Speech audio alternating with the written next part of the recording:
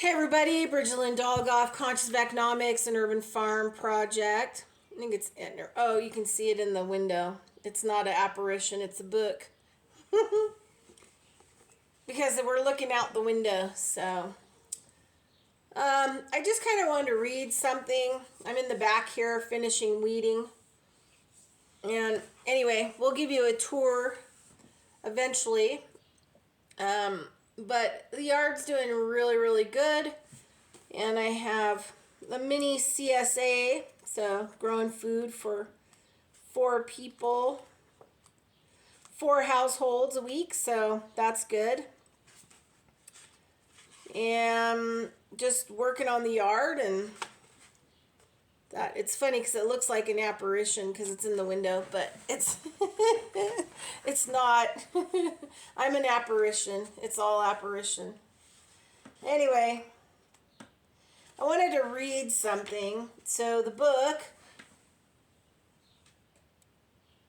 I found it at a garage sale. So years ago in the 80s, I read Celestine Prophecy, The 10th Insight, and I didn't really know that this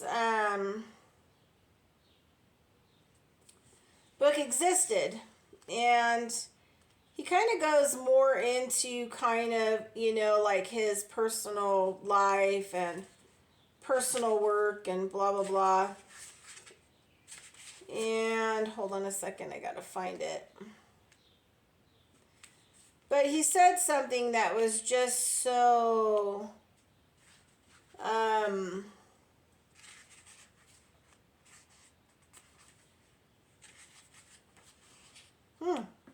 oh, here it is. That was kind of I slammed one of those windows down right on my legs. I'm so lucky I didn't fracture my femur bone. But I do have some bruising. I put some hematoma salve that I make on it, so it's not as bad as it could have been, but there's a lot of broken capillaries and yeah, it was pretty hard on my leg. So anyway, that's what's going on. So I'm kind of healing right now instead of running around in the back pulling weeds. Once I get most of the yard finished, I've got to go way in the back behind that fence back there. See the fence line? I got to go behind it along the ditch, and that's going to be pretty epic. It's going to be getting up to over 100, so yeah. But yeah, everything is good. My valerian, those are valerians. They're just so magnificent. Sorry, I've got wounds and dirty fingernails and all the above. But anyway. All right, so what I wanted to read, I think, really fits kind of like, what's going on and has accelerated over time.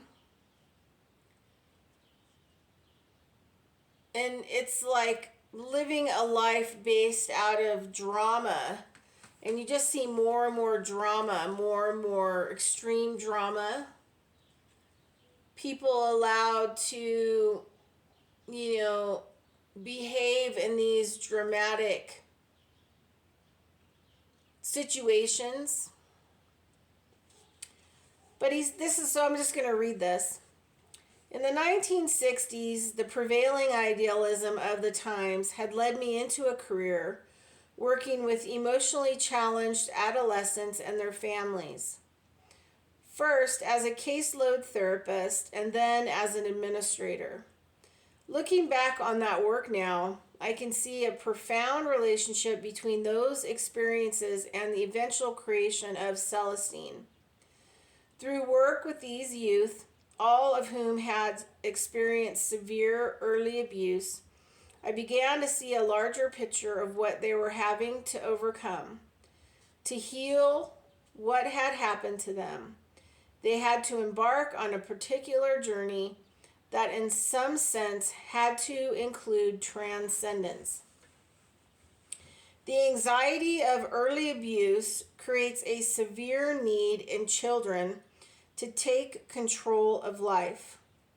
They fashion dramas, sometimes severe and self-destructive ones, in order to give themselves a sense of meaning and hence reduce their anxiety. Breaking the pattern of these dramas can be extremely difficult. So, we're dealing with a lot of people and generations currently, even 70-year-old somethings, that learn this particular behavior to invent or create dramas, drama events, drama scenarios, to give their life meaning, kind of borderline narcissistic, to draw attention to themselves, to create a meaning, instead of, teaching them or them learning how to create meaning by doing other things in their own life.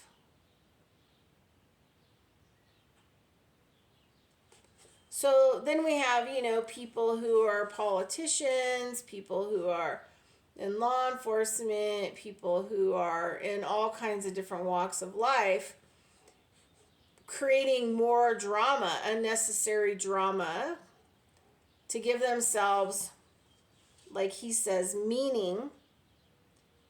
And through this extreme drama that can be severe and self-destructive, they can reduce their own anxiety.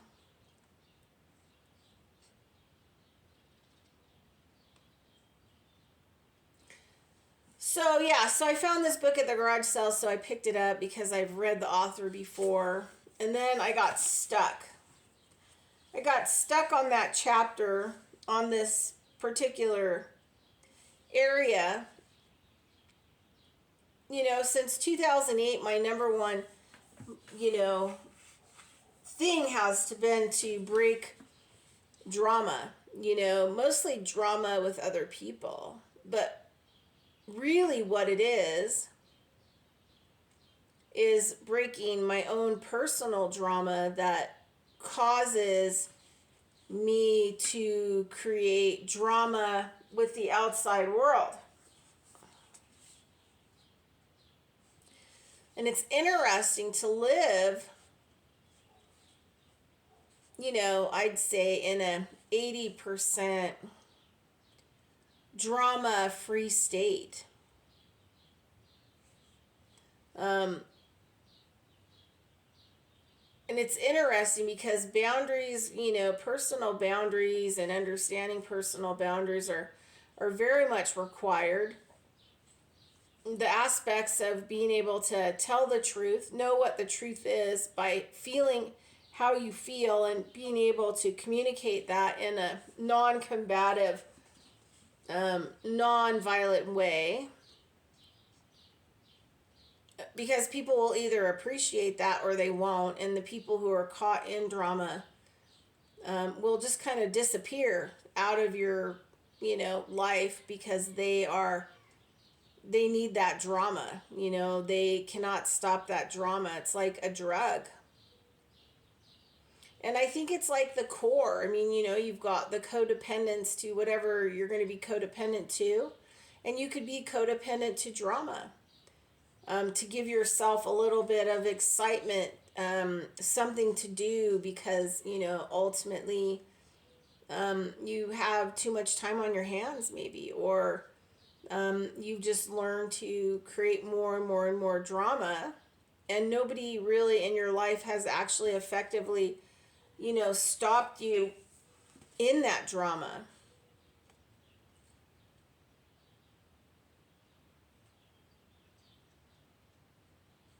And then so it has to be up to you to stop the drama. But it goes back to, a quote from the Hopi that when the war inside ends, the war outside of you will end. And that does not mean that it's collective, that the war outside, like my life will be perfect and I manifested a mansion and I manifested all this money in the bank. Yeah, that's not really it. The war outside of you is happening because of the drama, the anxiety, the codependence, the guilt, the shame, or whatever else your battle internally is. Self-worth, a lot of insecurity. I see a lot of people do things based out of insecurity. And people become medical, malpractice because they are constantly going to the doctor. Oh, they're going to have the next best medicine or this surgery or this is going to be it. This is going to fix everything. And usually it doesn't really work out that way. But then now they have another drama scenario, right? Now they can blame the doctor, they can blame whoever, when really it was their fault to start out. So, yeah, in the war inside with all of the internal emotions and conflict. And then what happens is the outside becomes a lot more peaceful. And you cease to care whatever is going to happen to you on the outside or with the outside. Because it really doesn't matter. Because you're in a tranquil place inside. And that's all that really matters. And for people that, are in the Christian arena, be in the world but not of it. Right? I think people are really still trying to grasp that. I had a friend of mine say the other day, we were talking a lot about this whole drama mechanism and post-traumatic stress disorder and ADHD and, all this other stuff. And it's all about drama and creating drama based out of anxiety. And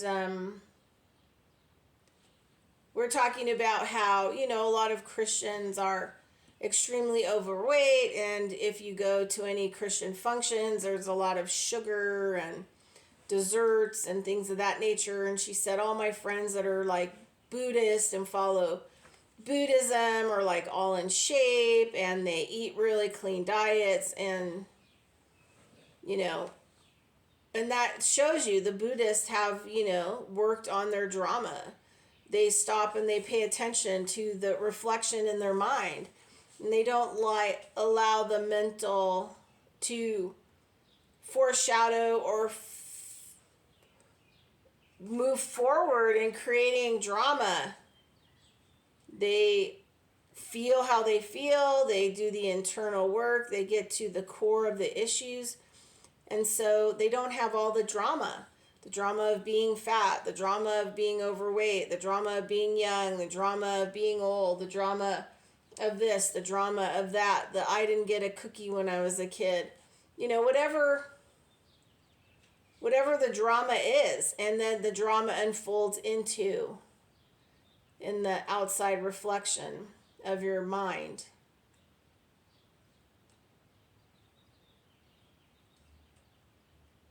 It all matters. Anyway, just some thoughts for today. Have a great day. Talk to you later. Bridget Lynn Dolgoff, over and out.